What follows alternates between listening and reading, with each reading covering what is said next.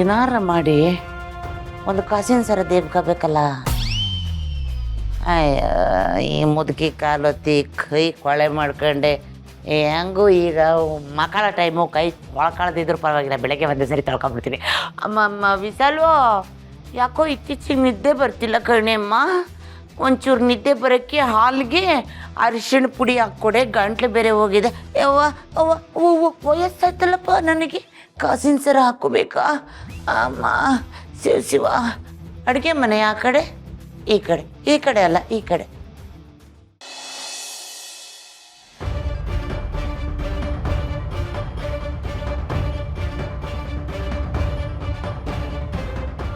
ಶ್ರಾವಣಿ ಎಲ್ಲ ಕರ್ಕೊಂಡು ಹೋಗ್ತಿದ್ಯಾ ಶ್ರಾವಣಿ? ಅಲ್ಲ ಏನ್ ವಿಷಯ?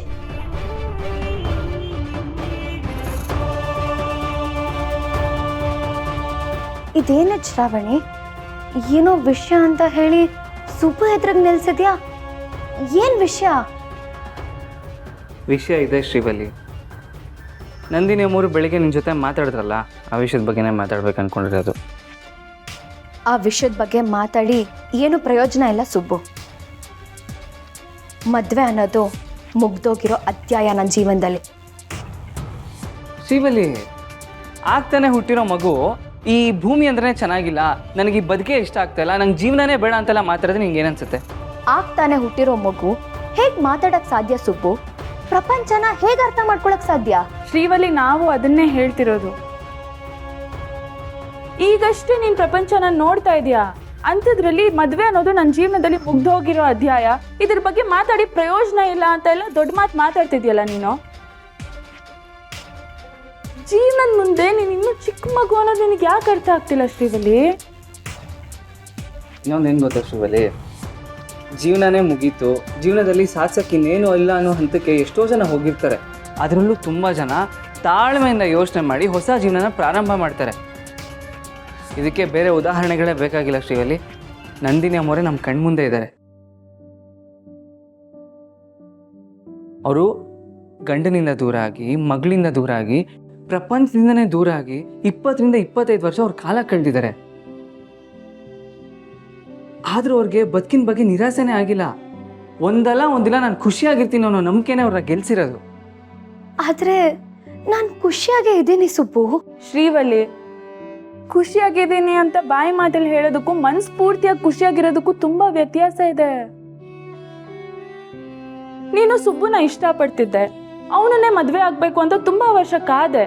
ಆದ್ರೆ ನಾವು ಆಸೆ ಪಡೋದೇ ಬೇರೆ, ಆ ವಿಧಿ ಆಟನೇ ಬೇರೆ ಅಲ್ವಾ ಶ್ರೀವಲ್ಲಿ?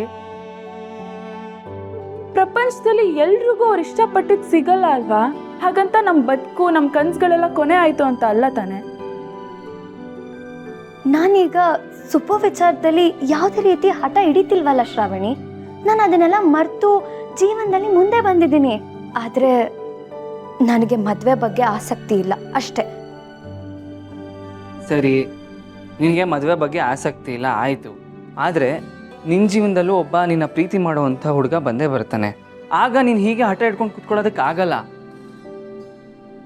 ನಿನ್ನ ಮನ್ಸು ಏನು ಹೇಳುತ್ತೆ ಅದನ್ನು ಕೇಳಬೇಕು, ಮನ್ಸು ಏನು ಹೇಳುತ್ತೆ ಅದನ್ನು ಮಾಡಬೇಕು. ಆಗಲೇ ನಿನ್ನ ಜೀವನ ಚೆನ್ನಾಗಿರುತ್ತೆ, ನಿನ್ನ ಪ್ರೀತಿ ಮಾಡೋರು ಸಂತೋಷವಾಗಿರ್ತಾರೆ, ಆಮೇಲೆ ಇಂದ್ರಮ್ಮವರು ಸಮಾಧಾನ ಆಗ್ತಾರೆ. ನೋಡು ಸುಬ್ಬು, ಎಲ್ಲರೂ ಸಂತೋಷವಾಗಿರ್ತಾರೆ ಅಂತ ನನ್ನ ಬದುಕನ್ನ ನಾನು ಬದಲಾಯಿಸ್ಕೊಳಕ್ಕಾಗಲ್ಲ. ದಯವಿಟ್ಟು ನಿಮ್ಮ ಕೈ ಮುಗಿದು ಕೇಳ್ಕೊತೀನಿ, ಮತ್ತೆ ಈ ವಿಚಾರದ ಬಗ್ಗೆ ನನ್ನ ಹತ್ರ ಮಾತಾಡಬೇಡಿ. ಅಲ್ಲ ಶ್ರೀವಲ್ಲಿ, ಶ್ರೀವಲ್ಲಿ,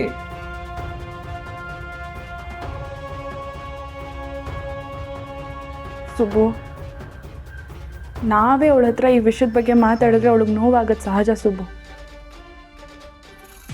ಇದನ್ನ ಯಾರು ಮಾತಾಡಬೇಕೋ ಅವರೇ ಮಾತಾಡಬೇಕು.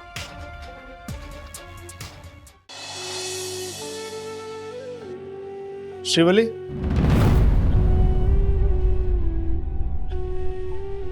ಯಾಕಮ್ಮ ದುಃಖದಲ್ಲಿದೆಯಾ? ಯಾಕೆ ಕಣ್ಣೀರು? ಇಲ್ಲ ಅಪ್ಪಾಜಿ, ನಾನು ದುಃಖದಲ್ಲಿಲ್ಲ, ಖುಷಿಯಾಗೇ ಇದ್ದೀನಿ. ಖುಷಿಯಾಗಿದ್ದೀನಿ ಅಂತ ಅಲ್ಲೂ ಕೂಡ ಹೇಳಿ ಬಂದೆ, ಆದರೆ ನಿನ್ನ ಮುಖದಲ್ಲಿ ಖುಷಿನೇ ಕಾಣಿಸ್ತಾ ಇಲ್ವಲ್ಲ. ಸುಬ್ಬು ಮತ್ತು ಶ್ರಾವಣಿ ಹೇಳಿದ್ದು ನಿನ್ನ ಮನಸ್ಸಿಗೆ ಎಷ್ಟು ನಾಟಿದೆಯೋ ಏನೋ ನನಗೆ ಗೊತ್ತಿಲ್ಲ. ಆದರೆ ಪ್ರೀತಿ ಪ್ರೇಮದ ವಿಚಾರದಲ್ಲಿ, ಮದುವೆ ವಿಚಾರದಲ್ಲಿ ನಾವು ನೋಡಿರೋ ಕಷ್ಟ ಸುಖನ ನೀನು ಕಲ್ಪನೆ ಕೂಡ ಮಾಡ್ಕೊಳ್ಳೋದಕ್ಕೆ ಸಾಧ್ಯ ಇಲ್ಲ. ಕಡೆ ಪಕ್ಷ ನಮ್ಮ ಬದುಕಾದರೂ ನಿನ್ನ ಬದುಕಿಗೆ ಸ್ಫೂರ್ತಿ ಆಗಲಿ ಅನ್ನೋದು ನನ್ನ ಆಸೆ. ಆಂಟಿ, ಹೌದಮ್ಮ, ನನ್ನ ಬಾಳಲ್ಲಿ ಸೂರ್ಯ ಮುಳುಗೋದ, ಕತ್ಲು ಕವಿದು ಬಿಡ್ತು, ಜೀವನ ಮುಗಿದೋಯ್ತು ಅಂತ ಕೂತ್ಕೊಳ್ಳೋದು ಮೂರ್ಖತನ. ನೀನು ಬುದ್ಧಿವಂತೆ. ಒಂದು ಲವ್ ಫೇಲ್ಯೂರ್ ಆಯಿತು ಅಂತ ಹತಾಶಳಾಗಿ ಕೂತ್ಬಿಟ್ರೆ ಹೇಗಮ್ಮ? ನಾವು ಪ್ರೀತಿ ಮಾಡಿ ಮದುವೆ ಮಾಡ್ಕೊಂಡ್ವಿ. ಆಮೇಲೆ ನಮ್ಮ ಜೀವನದಲ್ಲಿ ಏನೇನೋ ನಡೆದು ಹೋಯ್ತು. ನಾವಿಬ್ಬರು ಇದ್ದು ಕೂಡ ನನ್ನ ಮಗಳು ಅನಾಥೆ ಥರ ಬೆಳೆದ್ಲು. ಈಗ ನೋಡು, ಮತ್ತೆ ಒಂದಾಗಿದ್ದೀವಿ. ನಾವು ಅವತ್ತೇ ಎಲ್ಲ ಮುಗಿದೋಯ್ತು ಅಂತ ಹತಾಶರಾಗಿ ಕೂತ್ಬಿಟ್ಟಿದ್ದಿದ್ರೆ ಮುಖದಲ್ಲಿ ನಗುನೇ ಇರ್ತಿರ್ಲಿಲ್ಲಮ್ಮ, ಬರೀ ನೋವೇ ಇರೋದು. ಶ್ರೀವಲ್ಲಿ,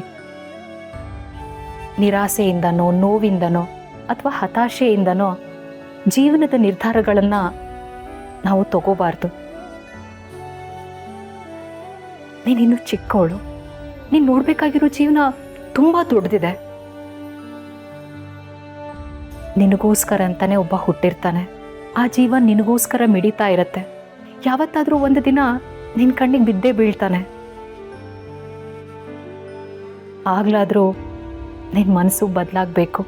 ಹಠ ಹಿಡಿದು ಬೇಡವೇ ಬೇಡ ಅಂತ ಕೂತ್ಕೋಬೇಡ. ನೋಡು, ನಿನ್ನ ಬದುಕು ಬರೀ ನಿನ್ನ ಬದುಕಲ್ಲ. ಅದರಲ್ಲಿ ನಿಮ್ಮ ಅಪ್ಪ ಅಮ್ಮ, ಅಣ್ಣ ಅತ್ತಿಗೆ, ನಿನ್ನ ಹಿತೈಷಿ, ನಿನ್ನ ಪ್ರೀತಿ ಮಾಡೋರು ಎಲ್ಲರೂ ಇರ್ತಾರೆ. ನೀನು ಅವ್ರ ಬಗ್ಗೆನೂ ಯೋಚನೆ ಮಾಡಬೇಕು ಅಲ್ವಾ? ನಿನ್ನ ಒಂದು ನಗು ಅವ್ರ ಮನಸ್ಸಲ್ಲೂ ಸಮಾಧಾನ, ಸಂತೋಷ ತಂದ್ಕೊಡತ್ತೆ. ನಿಮ್ಮ ಅಮ್ಮನ ಕೋಪ ಮರೆಯಾಗತ್ತೆ. ವರಲಕ್ಷ್ಮಿ ಜೀವನನೂ ನೆಮ್ಮದಿಯಿಂದ ಇರತ್ತೆ. ಸುಬ್ಬು ಮನೆಯವರು ಸಂತೋಷವಾಗಿರ್ತಾರೆ. ಇನ್ನು ಒಂದು ನಿರ್ಧಾರದಿಂದ ಎಷ್ಟೆಲ್ಲ ಜನರ ಬದುಕು ಬದಲಾಗತ್ತೆ ಅಲ್ವಾ?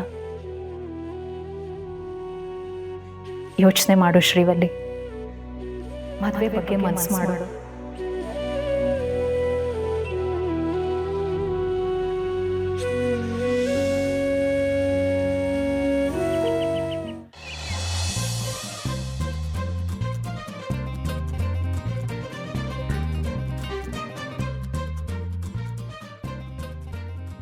ಅಯ್ಯೋ, ಈ ಮೊಬೈಲಲ್ಲಿ ತಲೆ ಬುಡ ಒಂದು ಅರ್ಥ ಆಗ್ತಿಲ್ಲ. ಈ ಮೊಬೈಲ್ ಬಂದಮೇಲೆ ಮನುಷ್ಯರಿಗೆ ಬೆಲೆನೇ ಇಲ್ಲ. ಈ ಮೊಬೈಲ್ ಏನಾದರೂ ಪಾತ್ರೆ ತೊಳೆಯೋದು, ಕಸ ಗುಡಿಸೋದು, ಮನೆ ಒರೆಸೋದು ಏನಾದರೂ ಮಾಡಿಬಿಟ್ಟಿದ್ದಿದ್ರೆ ಇದ್ದಿದ್ದು ಮರ್ಯಾದೆ ಇರ್ತಿರ್ಲಿಲ್ಲ ಮನುಷ್ಯರಿಗೆ.